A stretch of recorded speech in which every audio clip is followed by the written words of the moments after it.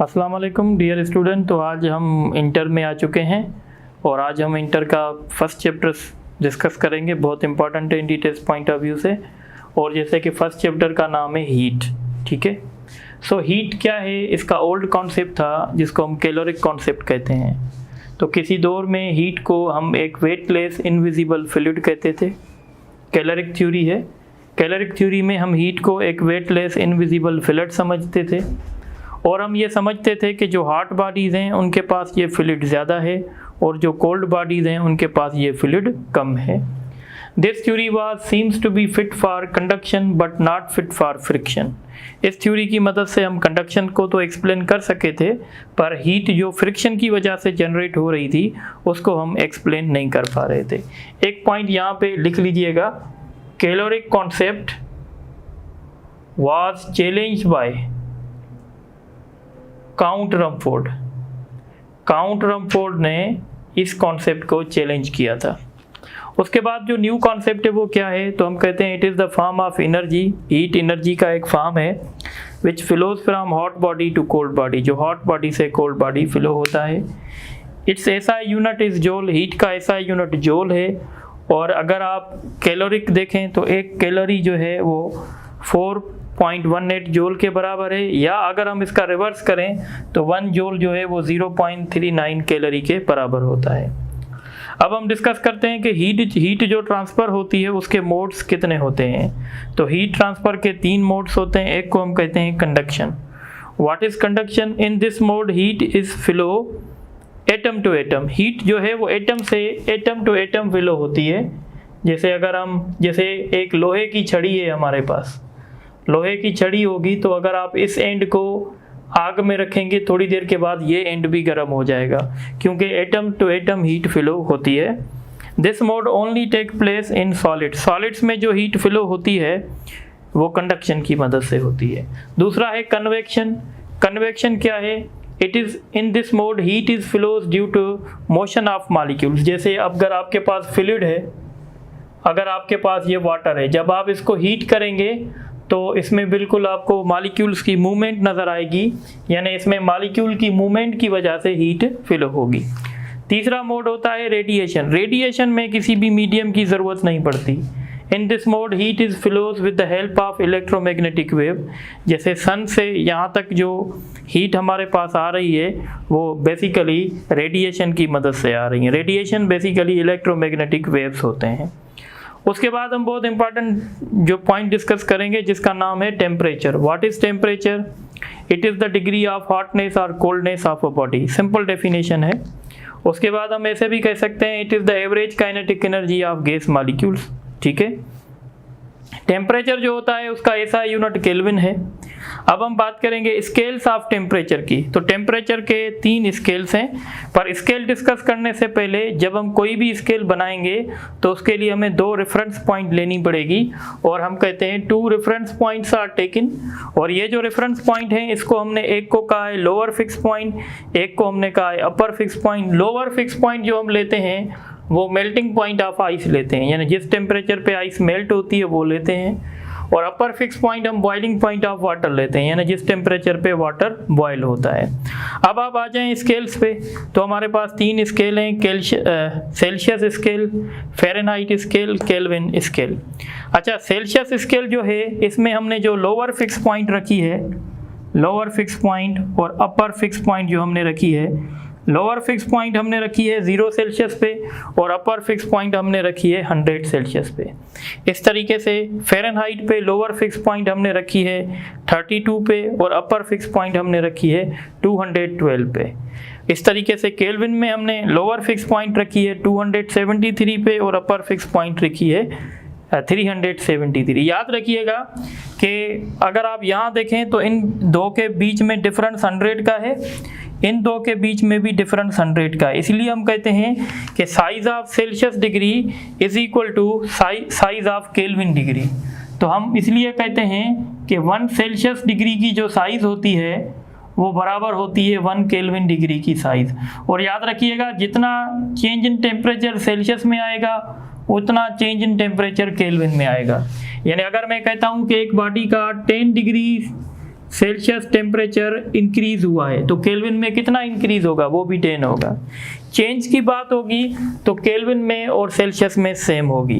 पर अगर आप सेल्सियस को फ़ारेनहाइट से कंपेयर करवाएं तो हम कहते हैं फ़ारेनहाइट की डिग्री छोटी होती है, इसलिए हम कहते हैं कि 1 सेल्सियस डिग्री जो होती है वो तकरीबन 1.8 फ़ारेनहाइट डिग्री साइज के बराबर होती है।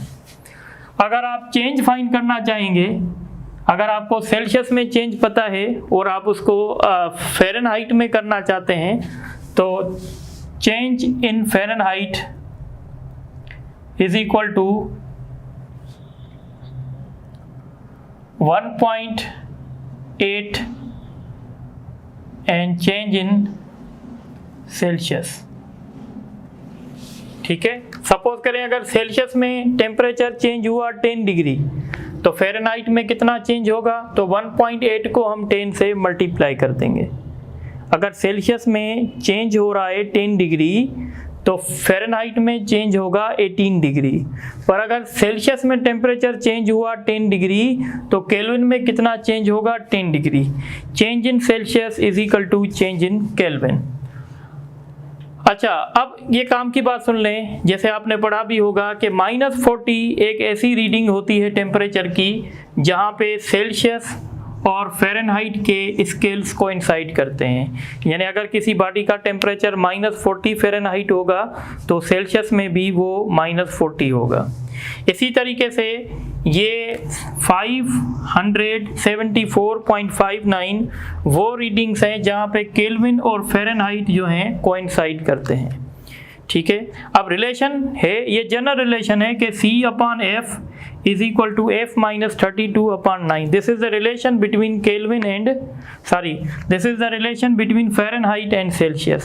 पर अगर आपको सेल्सियस टेम्परेचर चाहिए, आपको फ़ारेनहाइट दिया हुआ है तो उसका ये फार्मूला है। जो भी आपको फ़ारेनहाइट डिग्री मिलेगी आप इस फार्मूले में रखेंगे तो आपको सेल्सियस मिल जाएगा। सपोज करें अगर मेरे पास, मान लेते हैं कि मेरे पास 50 फ़ारेनहाइट है, मैं देखना चाहता हूं कि 50 फ़ारेनहाइट में कितने सेल्सियस होते हैं, तो मैं क्या करूंगा, यहाँ पे 50 रखूंगा। 50 में से मैं 32 माइनस करूंगा तो आई थिंक 8 आएगा। 8 जब 9 से डिवाइड करेगा तो 2 आएगा। 2 जब 5 से मल्टीप्लाई करेगा तो 10 आएगा। इस तरीके से अगर आपको फ़ारेनहाइट चाहिए, सपोज आपके पास 10 सेल्सियस है, 10 सेल्सियस में कितने फ़ारेनहाइट होते हैं तो आप यहाँ पे 10 रखेंगे तो इस तरीके से आपको फ़ारेनहाइट मिलेगा। ये तो सिंपल है। अगर आपको केल्विन चाहिए तो जितना भी सेल्सियस मिला हुआ है उसमें 273 ऐड करेंगे। अगर आपको सेल्सियस चाहिए तो जितना भी केल्विन मिला हुआ है उसमें से 273 माइनस करेंगे। अब हम आते हैं इंटरनल एनर्जी पे। What is internal energy? तो sum of all kinetic and potential energy of molecule. देखें, मॉलिक्यूल जो होता है ना उसके पास बहुत सारी काइनेटिक एनर्जीज हो सकती हैं। एक होती है ट्रांसलेटरी काइनेटिक एनर्जी, एक होती है वाइब्रेशनल काइनेटिक एनर्जी, एक होती है rotational kinetic energy. Molecule translatory motion भी कर सकता है, वाइब्रेशनल मोशन भी कर सकता है, रोटेटरी मोशन भी कर सकता है। तो इसलिए मैंने लिखा है sum of all kinetic energy and potential energy of molecules is called internal energy. अब याद रखिएगा, जो हमारे पास आइडियल गैस होती है, आइडियल गैस के पास सिर्फ और सिर्फ ट्रांसलेटरी काइनेटिक एनर्जी होती है और आइडियल गैस के पास कोई भी पोटेंशियल एनर्जी नहीं होती, क्योंकि आइडियल गैस में मॉलिक्यूल्स एक दूसरे पे ना अट्रैक्टिव फोर्स लगाते हैं ना रिपल्सिव फोर्स लगाते हैं। ठीक है, द इंटरनल एनर्जी। अच्छा, अब ये काम की बात सुन लें। इंटरनल एनर्जी जो गैस मॉलिक्यूल्स की होगी ना वो डिपेंड करेगी नंबर ऑफ मोल्स पे और टेम्परेचर पे। अगर मैं कहूँ कि मैंने किसी गैस का टेम्परेचर बढ़ाया है तो इंटरनल एनर्जी क्या होगी, चेंज होगी। नंबर ऑफ मोल्स कहूँ तो भी चेंज होगी। ठीक है, इस तरीके से अब हम डिस्कस करेंगे काइनेटिक मॉलिक्यूलर थ्योरी। आपने पहले से भी डिस्कस किया होगा। तो काइनेटिक मॉलिक्यूलर थ्योरी के मैंने मेन पोस्टुलेट्स लिखे हैं। एक पोस्टुलेट है the collision between gas molecules is elastic. Elastic collision आपने फर्स्ट ईयर में पढ़ा है। The collision in which total momentum and total kinetic energy remains conserved. The average kinetic energy of gas molecule is directly proportional to absolute temperature. ये average kinetic energy है, ये directly proportional to temperature है। ठीक है, अगर आप absolute temperature को double करेंगे एवरेज काइनेटिक एनर्जी डबल हो जाएगी। molecules of gas exerts no attractive or repulsive force on each other except during collision। ये गैस के जो मॉलिक्यूल्स होते हैं ना, ये कंटेनर है, इसमें गैस के मॉलिक्यूल्स हैं, ये मूव करते हैं पर ये एक दूसरे पे ना अट्रैक्टिव फोर्स लगाते हैं ना रिपल्सिव लगाते हैं, सिर्फ और सिर्फ कोलिजन के दौरान लगाते हैं, बाकी एक दूसरे पे फोर्स नहीं लगाते। अच्छा, जब हम किसी भी कंटेनर में गैस भरते हैं तो उस कंटेनर पे एक किस्म का प्रेशर लगता है। तो ये प्रेशर कहाँ से आता है? तो मैंने लिखा है pressure is the result of collision of gas molecules with the walls of container. तो लाजमी है ये मॉलिक्यूल्स वॉल्स ऑफ कंटेनर के साथ स्ट्राइक करेंगे तो उन पे प्रेशर एक्सर्ट करेंगे। प्रेशर की इक्वेशन क्या है? P is equal to 1/3 rho V square bar. ये जो V स्क्वायर बार है इसको हम कहते हैं मीन स्क्वायर वेलोसिटी। आपको पता होना चाहिए कि गैस मॉलिक्यूल्स जो होते हैं हर एक मॉलिक्यूल के पास डिफरेंट वेलोसिटी होती है, तो फिर हम क्या करते हैं, उन सब मॉलिक्यूल्स की वेलोसिटी का स्क्वायर करते हैं। क्या करते हैं? हर एक मॉलिक्यूल की वेलोसिटी का स्क्वायर करेंगे, ठीक है, और फिर हम उनकी मीन लेंगे, ठीक है, डिवाइडेड बाय n कर देंगे। तो यहाँ से जो वेलोसिटी मिलेगी इसको कहेंगे मीन स्क्वायर वेलोसिटी। इस तरीके से so pressure is equal to 1/3 rho V square bar means के मीन स्क्वायर वेलोसिटी। अब आप देखें एवरेज काइनेटिक एनर्जी। अच्छा, average kinetic energy per molecule, जब हम पर मॉलिक्यूल लिखेंगे ना तो बोल्ट्जमैन कांस्टेंट यूज करेंगे। जब हम मोल की बात करेंगे तो R लिखेंगे, R यूनिवर्सल गैस कांस्टेंट है। अच्छा, ये जो K है इसको कहते हैं बोल्ट्जमैन कांस्टेंट, इसका वैल्यू होता है 1.38 इंटू 10⁻⁻23, या आप इसको ऐसे भी लिख सकते हैं R डिवाइडेड बाय Na, ठीक है। और ये जो R होता है इसको कहते हैं यूनिवर्सल गैस कांस्टेंट और इसका वैल्यू होता है 8.314 SI सिस्टम में। इसका यूनिट भी आप जान सकते हैं जूल पर मोल पर केल्विन, ठीक है। तो इस तरीके से अब यहाँ से आपने देखा कि average kinetic energy is equal to 3/2 kT। K भी कांस्टेंट है, 3/2 भी कांस्टेंट है, तो हम कह सकते हैं average kinetic energy is directly proportional to absolute temperature. अब ये देखें मीन स्क्वायर वेलोसिटी, तो मीन स्क्वायर वेलोसिटी का फार्मूला क्या है? 3kT/m, यानी मीन स्क्वायर वेलोसिटी जो है वो डायरेक्टली प्रोपोर्शनल टू टेम्परेचर है और इनवर्सली प्रोपोर्शनल टू मास है। यानी जितनी आपकी गैस लाइटर होगी उतनी उसकी मीन स्क्वायर वेलोसिटी ज़्यादा होगी, ठीक है। उसके बाद है रूट मीन स्क्वायर वेलोसिटी। अगर हम इस वेलोसिटी का स्क्वायर रूट लेंगे तो फिर वो हो जाएगी VRMS। VRMS का फार्मूला है √3kT/m। इसका मतलब है root mean square velocity is directly proportional to absolute temperature. जितना टेम्परेचर बढ़ाएंगे उतनी ये वेलोसिटी बढ़ेगी पर स्क्वायर रूट के साथ। मीन स्क्वायर वेलोसिटी इस सीधी प्रोपोर्शन रखती है, root mean square velocity square root के साथ प्रोपोर्शन रखती है। इस तरीके से root mean square velocity is inversely proportional to square root of mass. तो ये आप सारी पॉइंट्स नोट करें तो फिर आगे डिस्कस करते हैं।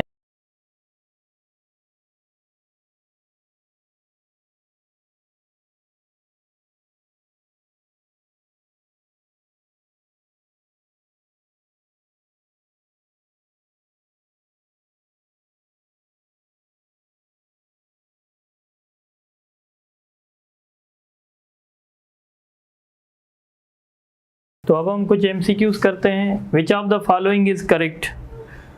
The size of 1 Celsius degree is equal to size of Fahrenheit degree, तो ये गलत है। 1 सेल्सियस डिग्री की जो साइज़ होती है वो 1 केल्विन के बराबर होती है। 1 सेल्सियस डिग्री की साइज़ जो है वो फ़ारेनहाइट डिग्री से ग्रेटर होती है, तो इसलिए इसका ऑप्शन डी होगा। उसके बाद क्वेश्चन है the temperature of body is 10 Celsius then this temperature in Fahrenheit. Fahrenheit में टेम्परेचर चाहिए तो फार्मूला था 9/5C + 32। सो 9/5 10 + 32, तो ये 2 हो जाएगा, ये 18 + 32 ये हो जाएगा 50। तो इसका ऑप्शन ए होगा। The temperature of body is increase by 20 Celsius this then increase in temperature in Kelvin. Kelvin में उतना ही होगा जितना सेल्सियस में होगा, और फ़ारेनहाइट में मैंने बताया था increase temperature in Fahrenheit is equal to 1.8 increase temperature in Celsius. तो सेल्सियस में कितना इंक्रीज है 20, तो ये हो जाएगा 36 और 20, तो ये ऑप्शन बी होगा। उसके बाद क्वेश्चन है the internal energy of fix amount of gas depends upon. तो इंटरनल एनर्जी सिर्फ और सिर्फ टेम्परेचर पे डिपेंड करेगी। उसके बाद क्वेश्चन है विच of the following is correct expression for RMS velocity. तो आपको पता है आरएमएस अंडर रूट 3 kT/m है। The absolute temperature of gas is doubled then. अगर एब्सोल्यूट टेम्परेचर डबल करेंगे तो आपको पता है internal energy means average kinetic energy directly proportional to temperature है, डबल हो जाएगी। और वेलोसिटी जो है, velocity means RMS velocity increase होगी √2 से, और मीन स्क्वायर वेलोसिटी मैंने बताया था डायरेक्टली प्रोपोर्शनल टू टी है। तो ये सारे ऑप्शन ठीक है। The collision between gas molecules. तो गैस मॉलिक्यूल्स के बीच में जो कोलिजन होती है वो इलास्टिक होती है। उसके बाद अब हम कुछ थ्योरेटिकल डिस्कशन करेंगे। तो अब हम डिस्कस करेंगे बॉयस लॉ। बॉयस लॉ क्या है? तो बॉयस लॉ हम कहते हैं the volume of gas is inversely proportional to pressure at the constant temperature. Boyle's law हमेशा आइसोथर्मल प्रोसेस में वैलिड होता है। और बॉयस लॉ में जैसे हमने पढ़ा V is inversely proportional to P, इसका मैथमेटिकल फॉर्म है PV is equal to constant, या हम इसको कह सकते हैं P1 V1 is equal to P2 V2। और इसका जो ग्राफ बनेगा वो इसका ग्राफ पैराबोलिक बनेगा। कभी कभी पूछते हैं कि बॉयस लॉ का मैथमेटिकल फॉर्म बताओ, कभी स्टेटमेंट पूछते हैं, कभी आपसे ग्राफ के लिए क्वेश्चन करते हैं। उसके बाद हम डिस्कस करेंगे चार्ल्स लॉ। चार्ल्स लॉ क्या है? At constant pressure, Charles law में प्रेशर कांस्टेंट है, the volume of gas is directly proportional to absolute temperature. यानी अगर हम प्रेशर कांस्टेंट रख के किसी गैस का टेम्परेचर बढ़ाएंगे तो उसका वॉल्यूम बढ़ जाएगा। और रिलेशन है V1/T1 is equal to V2/T2। This is the mathematical form of Charles law. Charles law का जो ग्राफ बनेगा वो स्ट्रेट लाइन बनेगा, ठीक है। उसके बाद यहाँ पे एक टर्म होती है, एक ऐसा टेम्परेचर होता है जहाँ पे गैस का वॉल्यूम थ्योरेटिकल 0 होता है, उस टेम्परेचर को कहते हैं absolute zero temperature. The temperature of a gas at which volume of gas becomes 0।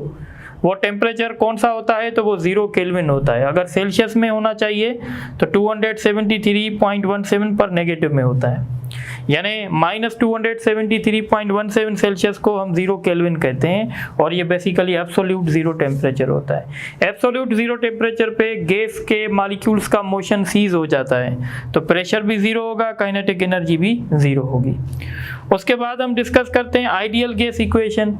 What is ideal gas equation? तो हम कहते हैं PV is equal to nRT, ये आइडियल गैस इक्वेशन है।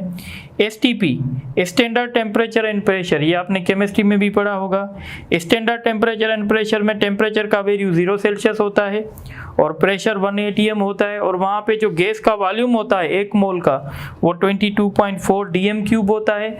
अगर आप इसको मीटर में कन्वर्ट करेंगे तो 0.0224 मीटर³ होगा। यह बहुत इंपॉर्टेंट क्वेश्चन है। रियल गैसेस और आइडियल गैसेस में फ़र्क होता है। रियल गैसेस में थोड़ा बहुत रिपल्सिव फोर्स होता है, तो हम कहते हैं रियल गैसेस आइडियली बिहेव कैसे करेंगी। तो अगर हम रियल गैसेस को आइडियली बिहेव करना चाहते हैं तो इसके लिए हमें हाई टेम्परेचर रखना पड़ेगा और हमें लो प्रेशर रखना पड़ेगा, क्योंकि रियल गैसेस में थोड़ा बहुत अट्रैक्शन होता है। तो अगर हम टेम्परेचर बढ़ाएंगे तो अट्रैक्शन ख़त्म हो जाएगी, इसीलिए हमें हाई टेम्परेचर रखना पड़ेगा और लो प्रेशर रखना पड़ेगा। तो आज के लेक्चर में इतना ही है, बाकी इंशाल्लाह फिर नेक्स्ट लेक्चर में डिस्कस करेंगे। Thank you very much.